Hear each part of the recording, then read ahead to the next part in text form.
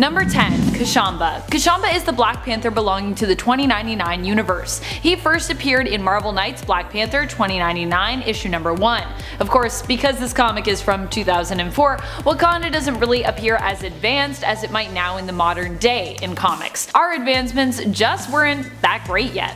In this comic, Black Panther is overthrown by the Doctor Doom of 2099, who looks a lot like the Doctor Doom of the present day. Fortunately, Kashamba ends up avoiding being killed by Doom and inspires his people to rebel against the usurper. They are successful due to Kashamba's leadership and tactical brilliance, but in the end, Kashamba ends up being controlled by Doom, who seems to use Kashamba's Black Panther mask initially to do so. However, it is more than likely that should this story have continued, that Doom's control would be broken at some point, as Wakanda is both a nation rich with technology and magic. Either way, they'd likely figure out what was happening and find a way to break Doom's control. Number 9. Ayo and ANEKA. There was a rumor when Black Panther was gearing up for its theatrical release that there was a scene that ended up being removed or rewritten involving a flirtation between Okoye and Ayo of the Dora Milaje. In the end, Okoye would end up being established as in a relationship with W'Kabi, and their relationship would even be important to the plot later on, when the two were forced to square off after being separated in terms of loyalties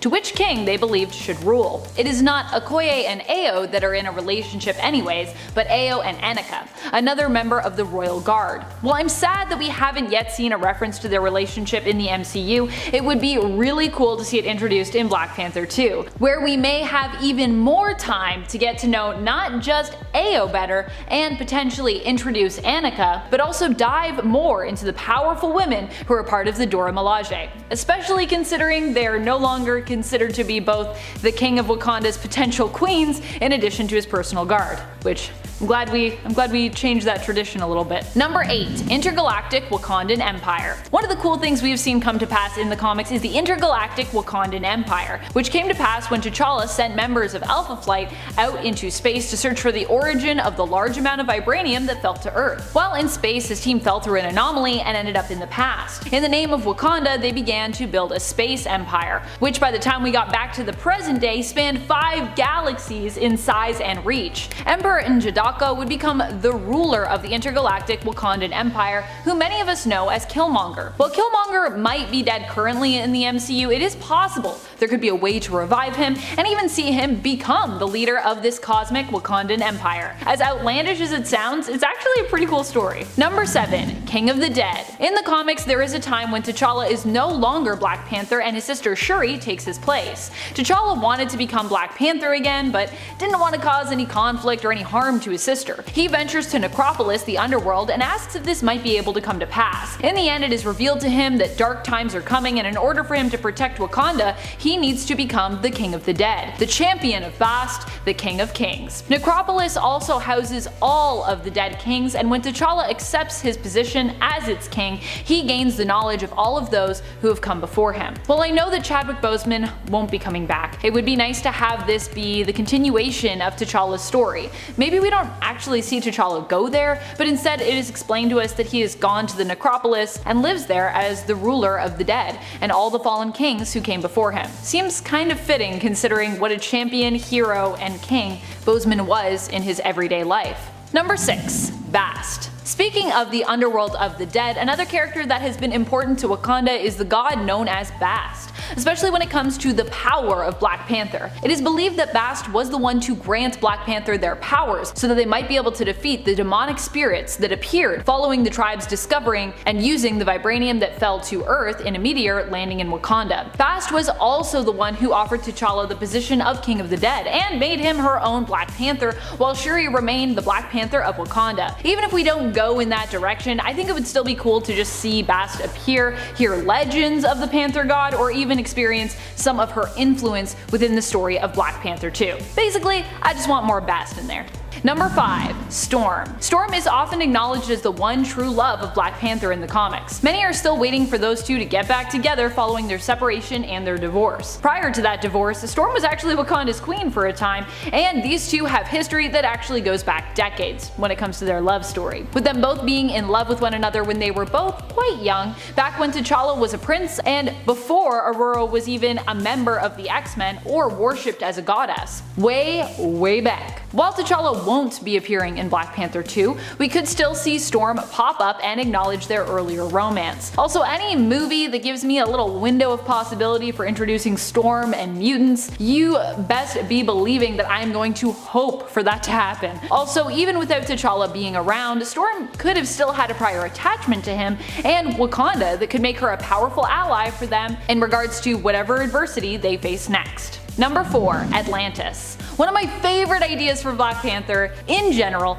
in terms of plots, is to see Atlantis somehow introduced and integrated. In the comics, Atlantis and Wakanda have big political beef that usually results in war between the two nations. Their history together actually goes back to the days of Namor's father, who had sought to find the world's secret vibranium deposit during an expedition to Antarctica. It was there that he met Princess Fen, Namor's mother. So yeah, Namor has the story of his birth actually tied up somewhat in the nation of Wakanda's secret of technological advancement.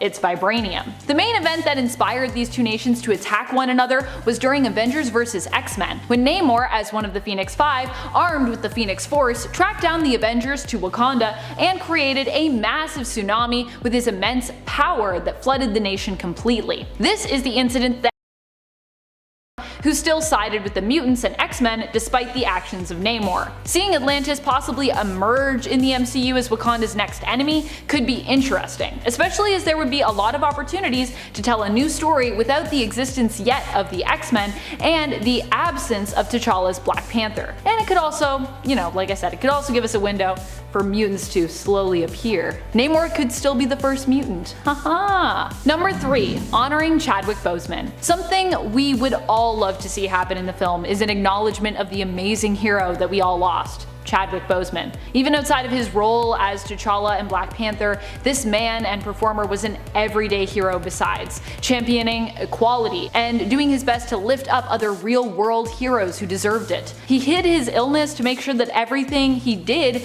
wasn't overshadowed by any of his own personal struggles, and he appeared to do it all with a smile. At some point in the film, we not only hope but expect at this point that we will see some kind of tribute to the actor, allowing us to remember what a hero, a champion, and a king he was, both inside his role and outside of it as well. And I think we all also hope it will be something much grander than, a little Easter egg, or instead that we'll get maybe multiple moments in the film that acknowledge his importance and evoke his presence as he continues to live on in films that promote inclusivity and equality like Black Panther and its sequel. Number 2. Killmonger. Another character we'd love to return despite his death in the first film would be N'Jadaka, aka ERIK Killmonger, Black Panther's enemy and cousin in the first film. Many people are hoping we could somehow see Michael B. Jordan return as Killmonger and even perhaps become the new Black Panther, as we saw him do when he took the throne from T'Challa in the first film. While Killmonger was meant to be the antagonist of the film, he was still presented as a complex character and villain, one who you almost side with when it comes to his overall intentions. Sure, Killmonger was about world domination kinda, but only because he experienced and saw all the suffering in it. He wanted Wakanda to reveal their strength and free people the world over, not just focus on making life better for Wakanda alone, which is a really noble goal, except for maybe, the world war and the domination part of it. People would like to see Killmonger return, but more leaning towards an anti-hero, or perhaps a full-on hero as opposed to an antagonist. Number 1. Queen Shuri. In the comics, there is a time where Shuri rules Wakanda in her brother's place, and even goes on to become Black Panther. With Chadwick Boseman's passing and Marvel and Disney's decision not to recast the role of T'Challa, which I personally super agree with, this seems like the logical next step in terms of the world that we have already built. T'Challa was the king of Wakanda, and without an heir, Princess Shuri should be the next in line as his younger sister. Shuri is played by Letitia Wright in the first film, whose Twitter controversy last year may end up making this direction less appealing for studios and fans alike, and might even affect the character's casting in the sequel. In terms of the comics and this story alone that we saw in the first Black Panther film, this is a narrative that has a lot of value though. While not being raised to necessarily sit on the throne, Shuri has the intellect, and in the comics has also trained alongside her brother to be a formidable fighter, so she could have the prowess to become Black Panther already. There are no more heart-shaped herbs to give her the powers of Black Panther, but she could either substitute her own tech to make up for that, or perhaps pray to BAST, who could then appear and perhaps grant Shuri the strength she needs to take up the mantle as the hero. Either way, Shuri does seem like she would make the most sense, and I enjoyed her time as Black Panther in the comics at least, so it would be cool to see the films give us something inspired by that narrative. What would you like to see happen in Black Panther 2? Who would you like to see? Number 10, Ulysses Claw. I know, he's dead, I know, but Ulysses Claw being played by Andy Serkis was so good. I just cannot accept his death. I just want this villain to return and see him become even more feared. I'm not over it yet. In the comics, Claw ends up becoming basically immortal and immensely powerful because of his sonic energy powers. In fact, the whole reason he is so interested in vibranium originally in the comics is initially to create the device that he needs to harness those sonic energy waves. Eventually, his body itself would be converted into this kind of energy, making him even more unstoppable. But it all started with the need for vibranium, which of course came from Wakanda. One of the recent times we saw him in the comics was during the Absolute Carnage event, where we thought he died there, slowly fading away as his energy dispersed and dissipated. But it was later revealed that he ended up managing to reform again, once more becoming whole. So just because we saw him die, I don't know, maybe the device on his arm? Just saying, could be a thing. Number 9, Kevin Cole. Kevin Cole is kind of an anti-hero. He's a cop from Harlem, New York, and first appeared in the 1998 Black Panther series in issue number 50. His character was created by Priest and Dan Fraga. He became the Black Panther without any abilities, wearing a bulletproof Black Panther inspired suit in an effort to stand out and get a promotion. When this attracted the attention of the corrupt Lieutenant Sal Anthony, who attacked Cole and his fellow officers, hospitalizing some of them, Kevin realized he needed to do more and actually became a vigilante in order to take down Sal. Later on, Cole would aim to become a proper Black Panther with all of the mystical abilities. ERIK KILLMONGER, however, offered him an easier way than through Wakanda, T'Challa, and the Rite of Ascension, giving him a synthetic version of the heart-shaped herb, which would grant him powers in exchange for Kevin Cole dropping the Black Panther pipe dream and name, instead joining Killmonger's Panther cult and taking up the name White Tiger. Number 8, Azuri.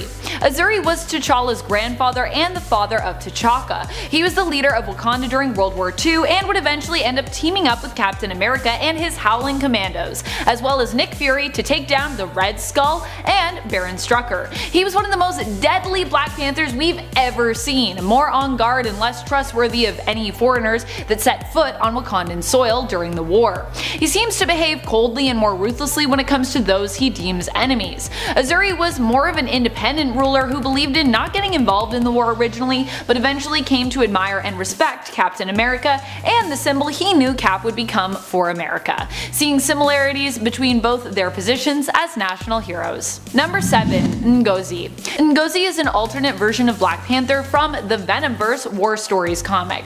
She was originally a track star whose legs became paralyzed following an accident. She ended up bonding with the Venom symbiote, which gave her the ability to once again walk and use her legs. After the Black Panther was killed by Rhino while attempting to defend her, she convinced the symbiote to join her in taking on the Rhino and defeating him in order to protect not just themselves, but innocent civilians from his wrath as well. The Dora Milaje were inspired by her bravery and named her as the new Black Panther, and this alternate reality T'Challa's successor after her defeat of Rhino and T'Challa's death. Number 6, Black Panther. This is the first Black Panther in known history in the comics. He first appeared in Marvel Legacy issue 1, where it was established that the first Black Panther originated from the Panther tribe. Although we don't know his name, we do know he was one of the first to uncover a vibranium meteor, and the power that came from it. He was one of the members of the Stone Age Avengers, and was powerful enough to help defeat a Celestial. Number 5, T'Chaka. T'Chaka was T'Challa and Shuri's father. As a ruler of Wakanda, he believed in both preserving and upholding the traditions and magic of their people, while also working hard towards pushing forward with technological advancements. He believed that both ideals could coexist and that a nation should progress but not forget their past or their history.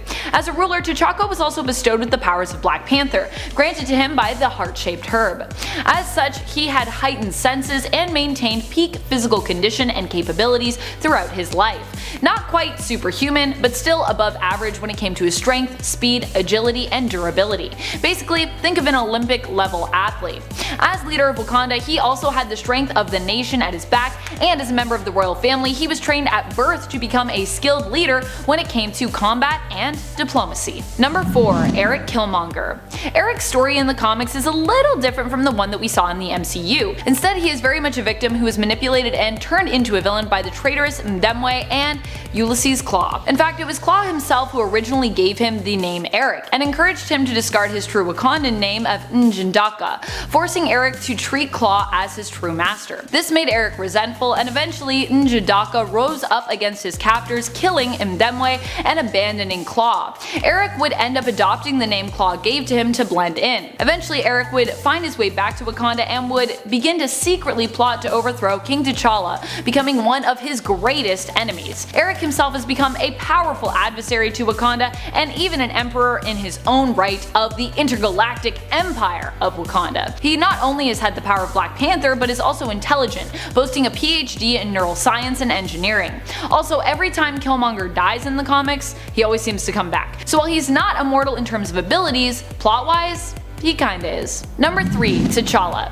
T'Challa is the most well-known iteration of Black Panther in the present day, especially now that we have the MCU version of him. But while some might focus on his fighting prowess, which is impressive, it should also be noted that T'Challa has also been granted supernatural powers since he became King of the Dead. He has necromancy skills and also has developed multiversal senses and awareness thanks to Galactus. Not only is T'Challa powerful in terms of his superpowers, but he is also known for his brilliant mind, which earned him his place in the Illuminati.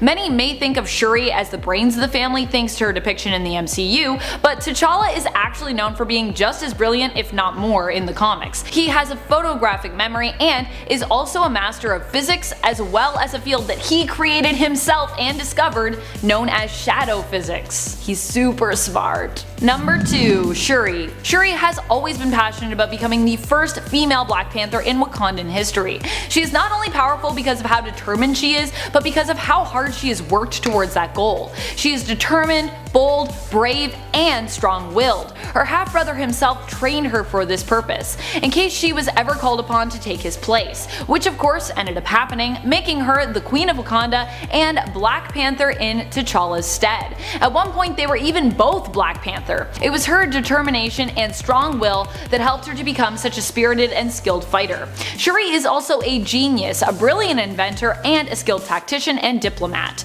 She has also been gifted with supernatural abilities which allow her to change shape, size, and raise the dead. Number 1. MCU T'Challa.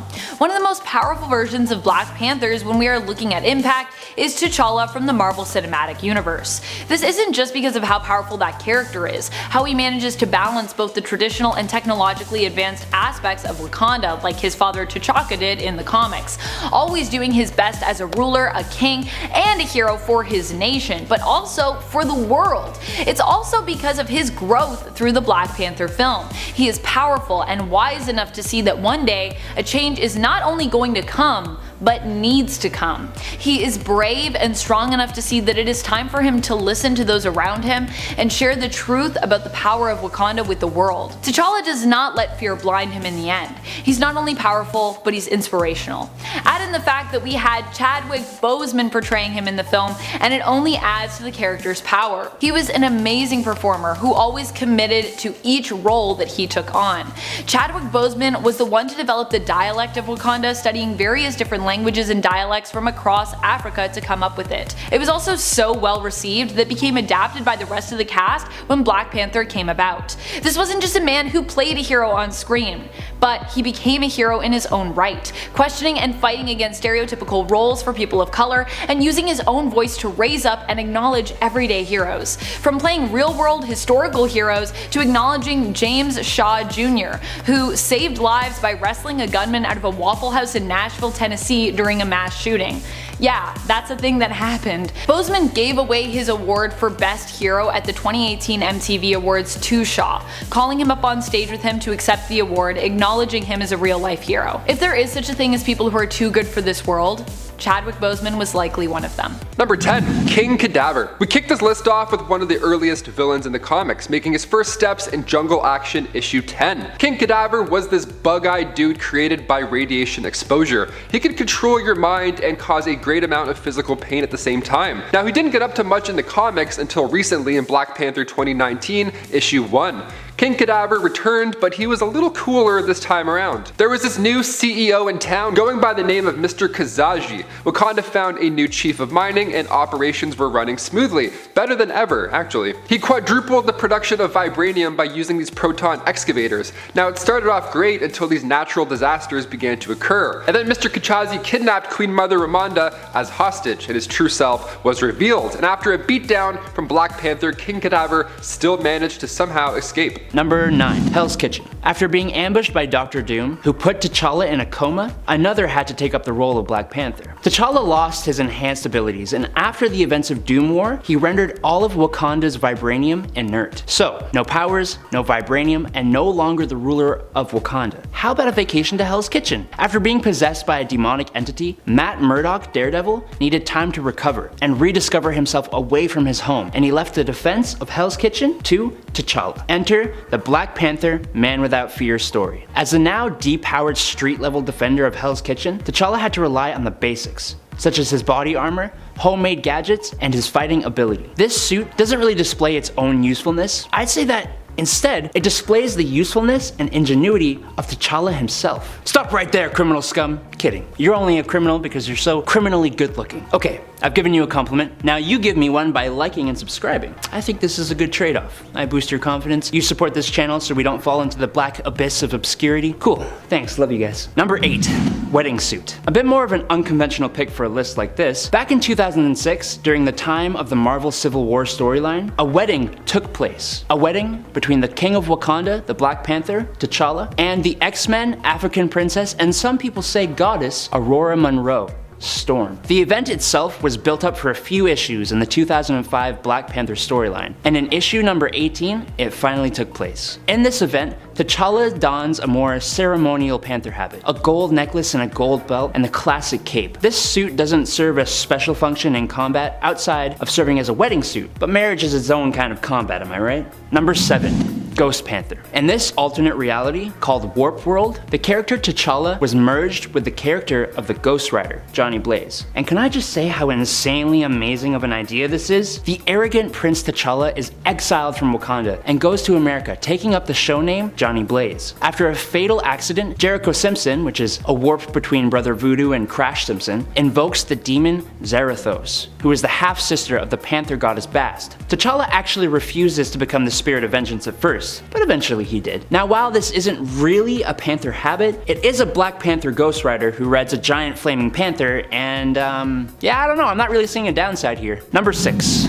Proto habit. Oh, Deadpool, you silly, amazing character. Okay.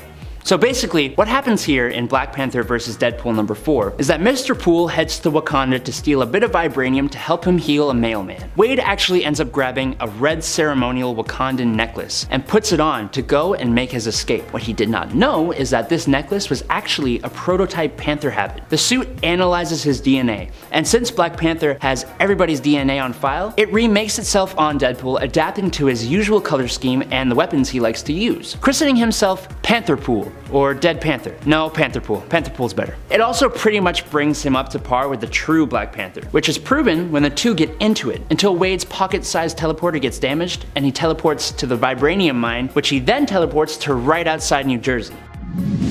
Shuri's suit. As I said before, there was a point in time when T'Challa was attacked by the forces of Dr. Doom, putting him in a coma. The one who took up the mantle of Black Panther was his sister, Princess Shuri. Along with the powers that come with consuming the heart-shaped herb, Shuri also received a panther habit. None of us should be surprised to know that Shuri herself, while being perfectly capable of hand-to-hand combat, prefers using weaponry and tech. This is reflected a little bit in her habit, which is a bit more tech-savvy. Her tech and weaponry include a truncheon capable of dishing out electric shocks, shock nets, snake bites, which are pellets used to immobilize enemies by releasing knockout gas, and desert sand, which are microscopic sand-like devices that can release an EMP. The claws on Shuri's habit were made of vibranium shells encased by adamantium, which is a little overkill, but nice. She also used to carry standard Wakandan-made spears. She now appears to have Shuri's spear of Bashenga, which belonged to the founder and first king of Wakanda. Number 4.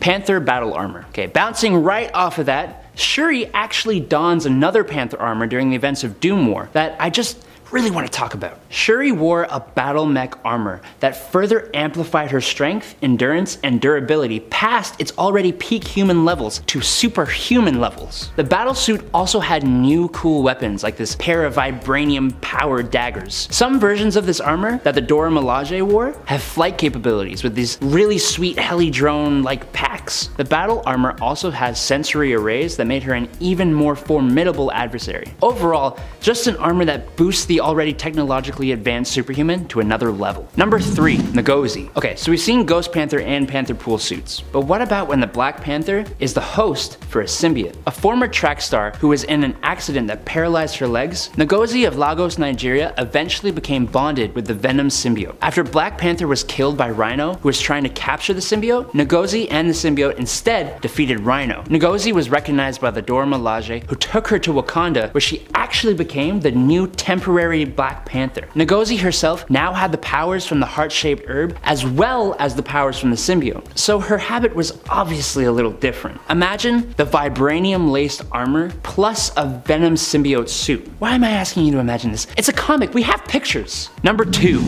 Heavenly Armor. This new thrice-blessed lightweight suit first appeared in Black Panther Volume 4, number 13, when he teamed up with Blade to fight vampires, which just the idea of that kind of sounds really cool. But this suit just makes it better. This suit has been consecrated in the name of the Panther God, and alongside the suit, he also wields the ebony blade of the Roman Catholic Church. This suit offers him other defenses and abilities than his regular suit. For example, it defends against attacks of a mystical nature. This Panther habit also allows him to fly if he reaches the right speed. It is also incredibly badass. I just wish we got to see more of it. Number 1. Wakanda HULKBUSTER. Everybody knows Tony Stark has the HULKBUSTER armor. Incredibly useful for taking on the Hulk if he ever loses control. But what I, and I'm sure a bunch of you didn't know, was that Black Panther has a Wakandan HULKBUSTER. And boy, this armor is beautiful. It was created to go up against the new, totally awesome Hulk, Amadeus Cho. Unlike his Bruce counterpart, Amadeus Cho's Hulk is very in control, but everyone and their mums are afraid of what could happen. The HULKBUSTER itself has sonic cannons, can fire spore clouds, and absorbs and magnifies energy. The armor eventually fails against Amadeus when he releases an EMP-like blast, rips the Buster's arm off, and rushes off to help his sister. But this armor very nearly brought him down, and all it takes is one story for it to be even more capable. Casper Cole. Before Kevin Casper Cole became the White Tiger, he was a narcotics officer. Seeking a promotion, he and a few other officers began performing unsanctioned drug busts. Casper wore a bulletproof Black Panther costume that he took from his boss, which absolutely gave him an edge. Like when he and his other officers were ambushed by a crooked cop that resulted in the other officers being put in the ICU. Casper was suspended for not wearing his vest, and he posed as the Black Panther for a time to bring down Sal and the 66 Bridges gang. Other than the usual benefits of a Panther habit, Kevin's suit sported a trench coat and many more pockets and pouches as he wielded actual 9mm pistols. I almost want to call it Detective Panther suit. Number 9. Man-Ape. AKA M'Baku, Man-Ape is one of the most powerful individuals in Wakanda. His super strength comes from a magical ritual of transference with the sacred white gorilla. Now he's able to easily bench press 2 tons. Winston Duke also brought the character M'Baku to life in 2018's Black Panther as well. But M'Baku made his first appearance in Avengers issue 62. He was born and raised in the Jabari village in Wakanda. The Black Panther outlawed the rival white gorilla cult from Wakanda, and the Panther cult was now the dominant one. So M'Baku killed one of the rare white gorillas living in the jungles near their home, and if that wasn't bad enough, he continued to bathe in the gorilla's blood, and then he ate the flesh, which in turn conferred its strength upon M'Baku. Now when Black Panther returned from assisting the Avengers, this dude was now running the show. Going by Manape, he gladly challenged T'Chaka for his right to rule. His goal was to get rid of these technological advances and go back to the primal ways. Manape joined the 7th incarnation of the Masters of Evil, gathered by the Crimson Cowl Justine Hammer, and in Black Panther Volume 5 Issue 4, Manape was murdered after he got the life sucked out of him by Morlun. But he later returned from the dead in Black Panther Long Live the King Issue 3, thanks to Baron Macabre and a good old ritual. Number 8. Okay, so about that guy who sucked the life out of Manape, what's that about? Let's talk about him for a bit. Morlun made his shadowy debut in Amazing Spider-Man Volume 2 Issue 30. He actually once ripped Peter's eyeball out and then ate it. He's been alive for centuries. Now things get heated when the crocodile cult resurrected Morlun in order to devour the Black Panther totem to weaken Wakanda, because if you can't beat him, just eat him, okay? So Morlun started with Manape but was defeated by the new Black Panther, Shuri, who I'm hoping also takes over on the big screen. Morlun wasn't just defeated by Shuri, but with the help of a witch doctor, she was able to send Morlun into limbo, where he would then just fight these giant hordes of death, literal death. Number 7. T'Challa. We shipped over to an alternate reality, Earth 2301 that is, where the sister of T'Challa was brutally beaten by her brother when it came to the succession of the throne. She was hurt, physically and now emotionally, so much so that she left Wakanda. She left her home in hopes of finding a new magical power to master so that she could defeat her brother. Now she found that magical power in the land of Latveria, where she took a master class or two from its ruler, Dr. Victor Von Doom. She trained under him but held back the entire time on purpose. She wanted to wait until the right moment, and then she took him out, stole his armor, and assumed the mantle of ruler of Latveria. Now this version of Doom is extremely powerful. She carries with her a double-edged broadsword as a primary weapon that channels her power. Pretty badass. Number 6. Reverend ACHEBE. He made his first appearance in Black Panther Volume 3 Issue 3. It was a rather tragic start for this guy. Reverend ACHEBE was once a peaceful farmer living with his family in Gudaza. Now things took a horrible turn when rebel guerrillas from the country Ujanka were forced onto his farm. The guerrillas took his wife, stabbed him over 30 times, and then just left him for death. ACHEBE was driven mad. He needed revenge at this point. His entire life was just shattered, so he resorted to the lowest form of revenge. Literally, he made a deal with the devil, Mephisto, who at this point was craving Black Panther's soul, so it all kind of worked out well. ACHEBE ended up in charge of Wakanda when T'Challa was taken into Mephisto's realm in Black Panther Volume 3, and Ramonda, Black Panther's stepmother, was actually on board with this entire operation. The two of them wanted to run the show upstairs, so they forced T'Challa to return to the United States. ACHEBE is extremely gifted when it comes to ventriloquism, believe it or not. A ventriloquist who deals with the devil. What could go wrong? Number 5. White Wolf. In the after credit scene for Black Panther, we saw Bucky Barnes awaken, and this time around he wasn't in punch mode. He was healed up, given a new vibranium upgrade of an arm, and was referred to as the White Wolf. But he made his first debut in Black Panther Volume 3 Issue 4 in the late 90s. White Wolf wasn't from Wakanda initially. He actually arrived being the sole survivor of a plane crash near Wakanda, so they adopted the young boy named Hunter. Now he was raised as the adoptive brother of Black Panther, only he wasn't next in line, so he got a little jealous. More than fair, as one would. So Hunter did the best he could in assisting Wakanda, until eventually he was appointed as leader of the Wakandan secret police, the Hatut Zaraze. With this he received vibranium microwave mesh, so bullets aren't exactly a concern anymore. Cloaking technology helps sneak around behind the king's back, and energy dampening boots allow the White Wolf to run across water or land on his feet after falling from high above. Like a cat. He was soon known as White Wolf, but when T'Challa took over as king after T'Chaka's assassination, he disbanded the brutal Hatut Zaraze. So all these mercenaries and the White Wolf needed a place to go. They needed a purpose. And most of all, they wanted revenge on the man who exiled them in the first place, Black Panther. Number 4.